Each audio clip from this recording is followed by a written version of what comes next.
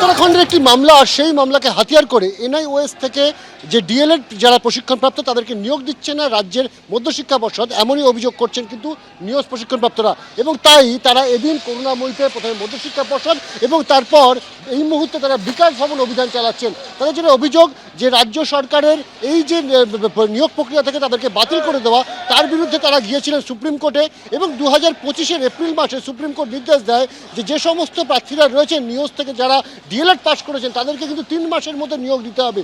কিন্তু অভিযোগ যে সেই নির্দেশ, অর্থাৎ সুপ্রিম কোর্টের নির্দেশ, সেই নির্দেশকে কিন্তু অমান্য করা হচ্ছে একেবারে মধ্যশিক্ষা পর্ষদের তরফ থেকে।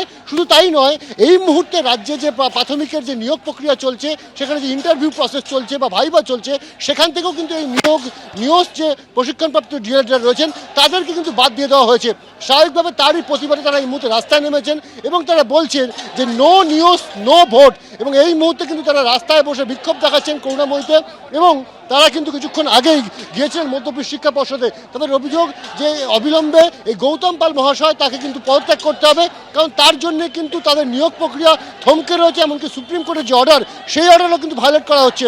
স্বাভাবিকভাবে তারা এই মুহূর্তে চাইছেন যে তারা বিকাশ ভবনে গিয়ে সেখানে শিক্ষামন্ত্রী ব্রাত্যবাবুর সঙ্গে দেখা করে তারা দাবি জানাবেন যে কেন তারা এই নিয়োগ প্রক্রিয়ার অংশ হতে পারছেন না, যেখানে সুপ্রিম কোর্টের অর্ডার রয়েছে তা সত্ত্বেও কেন তাদেরকে নিয়োগ দেওয়া হচ্ছে না। এই কারণে কিন্তু তারা এই মুহূর্তে একেবারে রাস্তায় বসে পড়ে বিক্ষোভ দেখাচ্ছেন এবং তাদের দাবি যে অবিলম্বে তাদেরকে কিন্তু এই নিয়োগ প্রক্রিয়ার মধ্যে ফিরিয়ে আনতে হবে। শুধু তাই নয়, তাদেরকে কিন্তু এই নিয়োগ প্রক্রিয়া না দিলে তারা কিন্তু নো ভোট নো নিউজ এই যে স্লোগান, সেই স্লোগান বাস্তবায়িত করবে। কারণ রাজ্যের কিন্তু প্রচুর পরিবারে এই নিয়োগ প্রশিক্ষণপ্রাপ্ত ডিএলএডরা তারা কিন্তু রাস্তায় রয়েছেন। তাদের সংখ্যা কিন্তু প্রায় 5000 তারা যেটা বলছেন, এবং এই সংখ্যাটা যদি গোটা রাজ্যের নিরিখে দেখা যায় তাহলে কিন্তু প্রায় 1 লাখের উপর।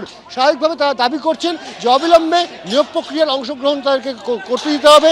এবং শুধু তাই নয়, সুপ্রিম কোর্টের যে অর্ডার ছিল 3 মাসের মধ্যে যাদের যাদের নিয়োগ প্রক্রিয়া দেওয়ার, সেই 3 মাসের মধ্যে কিন্তু নিয়োগ প্রক্রিয়া দেওয়া সম্ভব হয়নি, কিন্তু তাদেরকেও অবিলম্বে নিয়োগ প্রক্রিয়ার অন্তর্গত করতে হবে। ক্যামেরা প্রবীণ দেশের সাথে অনির্বাণ বিশ্বাস, এবিপি আনন্দ, বিধাননগর।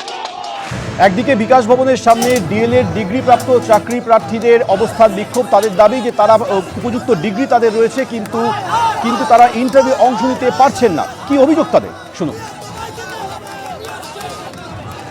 আমাদের প্রথম দাবি হচ্ছে, বিগত 2022 সালের রিক্রুটমেন্টে এনআইএস ক্যান্ডিডেটদের অনৈতিকভাবে বাদ দেওয়া হয়েছিল।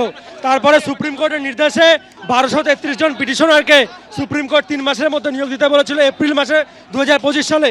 তাদের নিয়োগ 10 মাস অতিক্রান্ত হলেও এখনও অবধি হয়নি। তাদেরকে অবিলম্বে নিয়োগ দিতে হবে। 2025-এর চলমান নিয়োগ প্রক্রিয়াতে এনআইএস থেকে প্রশিক্ষণপ্রাপ্ত টেট পাস ক্যান্ডিডেটদের ইন্টারভিউ দিয়ে মেধার ভিত্তিতে প্রতিযোগিতা করার সুযোগ দিতে হবে। মেধার ভিত্তিতে নিয়োগ করতে হবে। কোন ইনস্টিটিউশন থেকে পড়াশোনা করেছে সেটার ভিত্তিতে নিয়োগ দেওয়া যাবে না। আর এই ধরনের বৈষম্যমূলক নিয়ম বানানোর জন্য গৌতম পালকে অবিলম্ব সময়ের মধ্যে পদত্যাগ করতে হবে। আজকে যে পর্ষদ, আমাদের যে পশ্চিমবঙ্গের যে প্রাইমারি শিক্ষার পর্ষদ, এরাই হচ্ছে এটা এক ধরনের দুর্নীতি করছে এদের সাথে। কারণ সুপ্রিম কোর্ট যেখানে মান্যতা দিচ্ছে, যেখানে পাশের স্টেটগুলোতে বিহার উড়িষ্যাতে নিয়োগ হয়ে যাচ্ছে, সেখানে এদের নিয়োগটা বন্ধ করে রেখেছে। আর ভোটের আগে যদি আমাদের রাজ্য সরকার এদের নিয়োগ না করে, তাহলে এরপরে আমরও অনশন করে যদি রাজ্যে কারো কোনো কিছু ঘটে, তার জন্য কিন্তু আমাদের এই পর্ষদ, এই গৌতম পাল দায়ী হবে। এবিপি আনন্দ, এগিয়ে থাকে, এগিয়ে রাখে।